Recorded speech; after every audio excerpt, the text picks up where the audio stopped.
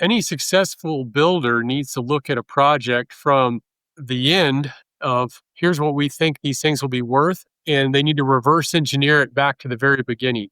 What is this thing going to cost me to buy the lot, to build, to finance, all the carrying costs, closing costs, and they need to see, is there still margin in that deal?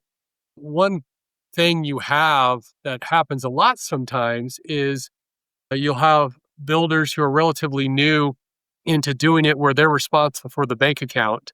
They use really big fat numbers. They look at, here's what I can sell this thing for. Here's what it's going to cost me to buy the land, and here's what it's going to cost me to build. Oh, look at all this profit I have. They don't account for, well, you have closing costs, you have cost of funds, and suddenly this number is a lot smaller. Obviously, cash is king. If they're sitting on a big chunk of cash and they're going to fund the whole thing out of pocket, then absolutely you can kind of use those big fat fuzzy numbers. But if any kind of scale, you're going to leverage your cash using someone else's cash so you can do more.